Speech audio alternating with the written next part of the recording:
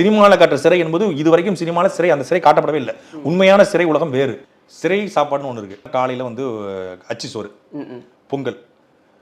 அதில் பார்த்தீங்கன்னா நீங்கள் உங்கள் வாழ்க்கையிலே கற்பனை பண்ண முடியாத ஒரு மோசமான சாப்பாடாக இருக்கும். அது வந்து துவையல் இப்படி மேலே ஒட்டி வச்சுருவாங்க. அப்படி காலையில் ஒரு 3 மணிக்கு அது தயாராகிடும். அது ஒரு தள்ளு வண்டியில் வரும். நீங்கள் அது மேலே பார்த்தீங்கன்னா ஒரு 2000 உட்காந்துருக்கும். அதை நீங்கள் பார்க்கும்போதே சாப்பிட முடியாது. சட்னி இருந்தால் சட்னி தண்ணியாக இருக்கும். சரி, நல்ல சட்னி நல்லா அரைப்பாங்க. ஆனால் அதுக்கப்புறம் ஒரு 5000 லிட்டர் தண்ணி அதில் உள்ளே ஊற்றிடுவாங்க. ஏன்னா 2650 கைதி. 2650னா ஒவ்வொரு நாளும் கல்யாண சாப்பாடு மாதிரி நீங்கள் போடணும். அப்படி பண்ண முடியுமா? எல்லாம் பண்ண முடியாது. ஒரு நாளைக்கு தமிழ்நாடு அரசு வந்து ஒரு சிறைவாசிக்கு 130 ரூபா ஒதுக்கியிருக்கு. காலை மாலை இரவு உணவு, ஒரு காலையில் ஒரு தேநீர், அப்புறம் மாலையில் ஒரு கடலை, நிலக்கடலை, அவிச்ச கடலை, அப்புறம் வந்து வாரத்தில் ஒரு முறை சிக்கன். இது வந்து சிறை விதி. முட்டை கொடுக்கணும். அது குண்டாஸ் கைதிகளுக்கு முட்டையும் பாலும் உண்டு. ஒரு நாளைக்கு ஒரு பால் படிங்கிறது ஒரு டம்ளர் பால், ஒரு முட்டை. இது சிறை விதி. நான் வந்து உயிரோடு இருக்கணும் அது அப்படிங்கிறதுக்காகவே வந்து கொடுக்காங்க. ஆனால் அது முழுமையாக வராது. அதில் வந்து பல ஊழல்கள் நடக்குது. அப்போ தண்ணியாக தான் சாப்பாடு வரும். அதை நீங்கள் சாப்பிட முடியாது. 3 வேளையும் சோறு சாப்பிட்டா உங்களுக்கு என்ன ஆகும்? எனக்கு நான் ரெகுலராக ஜிம்முக்கு போகிறேன். முன்னாடிலாம் இந்த வயிறு போட்டதுக்கு காரணமே சிறை உணவுனால தான். 3 வேளையும் சோறை திங்கும் போது உடற்பயிற்சி பண்ண முடியாது. 3 வேளையும் படுத்துக்கணும். உங்களுக்கு எனக்கு எப்படி இடம்னா இந்த இருக்கு பாருங்க, இந்த டேபிளை விட கொஞ்சம் பெருசு, 6 அடி. இதுதான் என்னோட இடம். 213 நாள் இதுதான் என்னோட இடம்.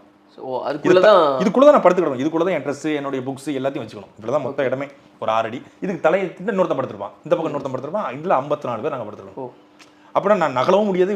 கொஞ்சம் பிறண்டு ஒரு விரல் பிறலாம், அவ்வளோதான். இதுக்குள்ள இவ்வளோ நேரம் உட்காந்தே இருப்பீங்க. 6 to காலை 6 சாயந்தரம் 6 மணிக்கு லாக்கப்னா 5 மணிக்கு லாக்கப்பு. 5 மணிக்கு அப்புறம் உட்கார முடியாது.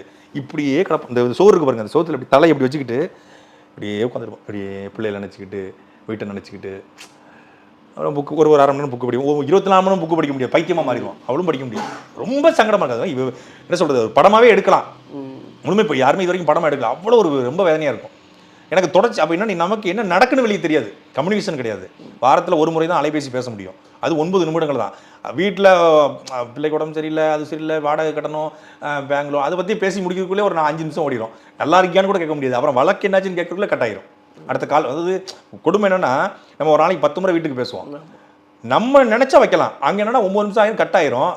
ஏதாவது முக்கியமான விஷயம் பேசணும். அதுக்கப்புறம் அடுத்த வாரம் புதன்கிழமை தான் காத்திருக்கணும். ஒரு வாரம் காத்திருக்கணும். ஒரு ஃபோனுக்கு ஒரு வாரம் காத்திருக்கணும். அந்த புதன்கிழமை காலையில் ஆயிடுச்சுன்னா, எனக்கு புதன்கிழமை ஃபோனு ஒரு 12 மணிலேருந்து 1 மணிக்கு வரும்.